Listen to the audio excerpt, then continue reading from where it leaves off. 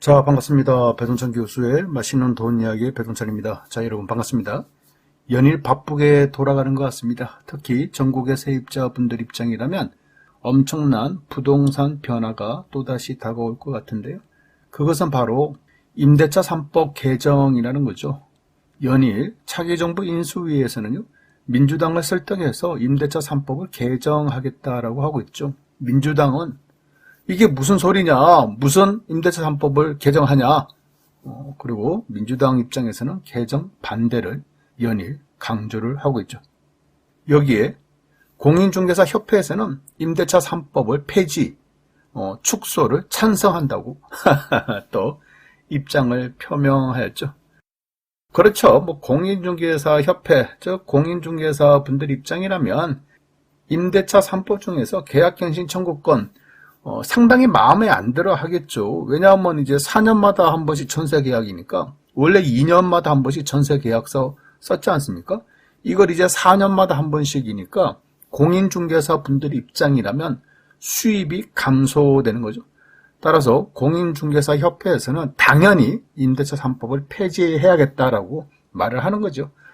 계약갱신 청구권에다가 또 전월세 신고제, 그렇잖아요. 또 공인중개사 분들 입장에서 전세나 월세 다 신고를 해야 되니까 자기의 소득이 다 공개해야 되는 거 아닙니까? 따라서 임대차 3법 폐지, 축소를 찬성한다는 거겠죠. 그래요. 아무튼 임대차 3법이 개정이 되든 또한 개정이 안 되든 존폐 기로에 있는 임대차 3법으로 인하여 지금으로서는 전세 시장과 월세 시장이 굉장히 혼란스럽다라고 생각을 할 수 있을 것 같아요. 이처럼 혼란스러운 이유는 가난한 세입자를 위한 법이 실제적으로 본다면 그래요. 2013년 이후 전세 가격이 상승과 하락을 반복하였지만 결론적으로 보면 이처럼 떨어지고 있었다는 거죠.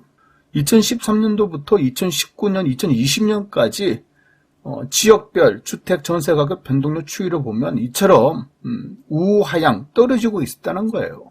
그렇지 않습니까? 특히 문재인 정부 들어서도 2017년, 2018년, 2019년, 2020년 초반까지 해도 전국의 지역별 주택 가격 자체가 이처럼 전세 가격이 안정화되었다니까요. 갑자기 2020년 8월 임대차 3법 시행 이후 이처럼 전세 가격, 월세 가격 급등하지 않습니까? 이러니 임대차 3법이 굉장히 문제가 있다는 거예요. 제가 임대차 3법 이거 시행하기 전부터 늘 말씀드렸지 않습니까? 임대차 3법 이걸 하게 되면 부동산 가격 급등이다, 전세 가격 급등이다, 월세 가격 급등이다. 임대차 3법 시행하게 되면 가난한 세입자를 위한 법이 아니라 가난한 세입자를 더 어렵고 힘들게 만든 법이 임대차 3법이 될 것이다. 분명히 2020년에도 말씀드린 거예요. 그런데 그 결과가 이렇게 나왔다는 거죠. 따라서 차기 정부에서는 이를 바로 잡겠다는 취지인데요. 제가 보기에는 임대차 3법을 또다시 개정할 경우, 또다시 수정하거나, 또다시 계약갱신 청구권 2+2년을 2+1년으로 한다거나, 2년으로 그냥 한다든가, 이럴 경우에는 부동산 시장에 엄청난 후폭풍이 또다시 다가올 수 있다는 거예요. 그렇다면 만약에 임대차 3법이 개정이 된다면 어떤 폭풍이 다가올까요? 제가 생각하는 점은 이렇습니다. 첫 번째 후폭풍은요, 부동산 정책에 대한 신뢰도가 추락할 것이다. 물론 또 그래요. 지금도 부동산 정책에 대한 신뢰가 없지 않습니까? 그래요. 더 추락할 것도 없다라고 말씀하시는 분도 계실 것 같은데, 더 추락할 것도 없는 요 상태에서 더 추락한다는 겁니다. 이게 문제죠. 어떻게 보면 이게 뭐 하는 건지 모르겠어요. 가난한 세입자를 위한 법이랍시고 만든 것이 결국 세입자들 힘들게만 만들어 놓고, 이제 겨우 또 임대차 보호법 만들어져서 이제 겨우 정착되어 가나 싶은데, 이런 와중에, 그렇죠? 전국적으로 매매 가격과 전세 가격이 또 안정화가 되어 가고 있는 이런 와중에 또다시 차기 정부에서 이 법을 다시 바꾸겠다. 2년 만에 다시 바꾸겠다. 이렇게 나오니 부동산 정책이 일관성이 없다는 거예요. 코에 검은 코걸이가 되고 귀에 검은 귀걸이가 된다는 얘기죠. 이러니 부동산 정책에 대한 신뢰가 떨어질 수밖에 없다는 겁니다. 그리고 부동산의 후폭풍, 두 번째는요, 전세 금액이 또 오른다는 거예요. 이것도 큰일이죠. 이러한 이치도 또 당연한 이치인데 한 번쯤 생각만 해보면 이러한 답이 나올 수 있다는 거예요. 2019년도에 전세 계약한 세입자분들 중에서 또한 2020년에 전세 계약한 세입자분들 대부분이 전세 금액이 임대차 보호법 시행 전에 전세 계약을 했다면, 그렇죠? 급등하기 전에 전세 계약을 체결했어요. 그리고 2019년, 2020년에 계약하신 분들은 2023년, 2024년까지 4년 동안 좀 평안하게 살 수 있다는 거예요. 그런데 갑자기 임대차 기간을 4년을 또다시 2년으로 한다, 3년으로 한다, 다시 이렇게 바꿔버리면, 그렇죠? 이렇게 바꿔버리면 뭘 해야 됩니까? 뭘 하긴요. 그냥 전세 계약 만기 축소로 인한 오른 전세금으로 또다시 전세 계약을 체결해야 된다는 얘기가 되는 거죠. 말 그대로 급등한 전세 금액을 또 줘야 된다는 얘기가 된다는 얘기예요. 그러니 세입자분들 입장에서는 임대차 3법 개정이나 폭탄을 맞을 수가 있다는 거예요. 누가? 세입자가. 그러하니 세입자 단체들은 부랴부랴 윤석열 정부 임대차 3법 폐지 축소 방침에 세입자 단체 반발한다는 거예요. 단체 반발.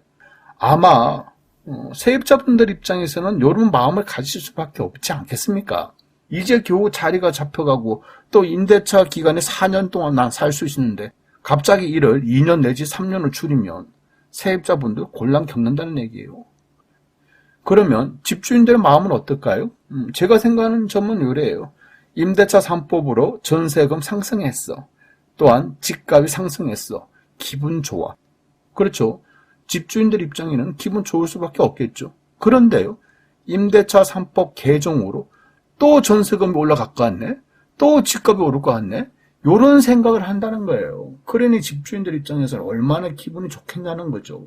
따라서 집주인들은 이 임대차 기간 4년을 2년이나 3년 축소되기를 간절히 원한다는 겁니다. 또 이런 속마음이 집주인들 마음속에 있다는 거예요.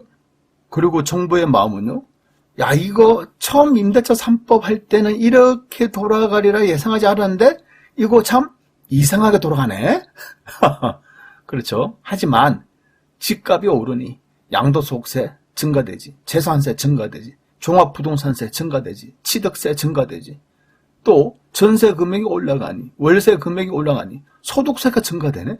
또한 건강보험료까지 올라가니 정부 입장에서도 이거는 결코 손해볼 일이 아니라는 거예요. 정부 또한 은근히 기분이 좋을 수 있다는 겁니다. 그러니 결국 세입자들만 전세 월세 고통에 또다시 빠질 수가 있다는 거예요. 물론 임대차 3법 수정이나 개정을 할 필요성은 있겠죠. 하지만 중요한 부분은 임대차 3법의 수정과 개정을 한다 하더라도 타이밍, 즉 시기 자체가 중요하지 않겠습니까? 지금처럼 전국으로 입주 물량이 부족하고, 그래요 여러분.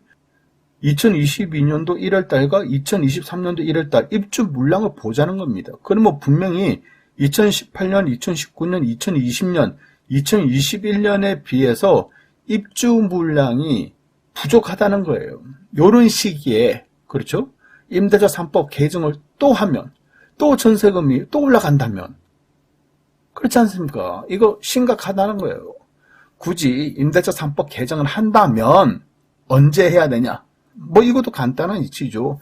현재 정부가 발표한 주택 공급, 200만 호 주택 공급 계속 발표하고 지금 움직이고 있지 않습니까?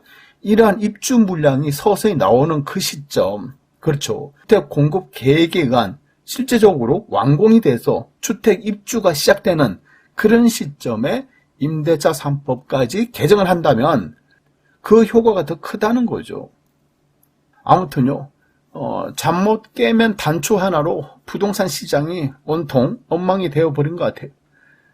따라서 차기 정부에서는 굳이 임대차 3법을 지금 건드리는 것보다는 일단 집값이나 아파트 가격, 빌라 가격, 요거부터 좀 확실하게 잡아야 되지 않을까요? 그래서 현재로서 제일 중요한 거는 집값 안정, 요게 제일 중요하다라고 말씀을 드릴 수가 있을 것 같아요.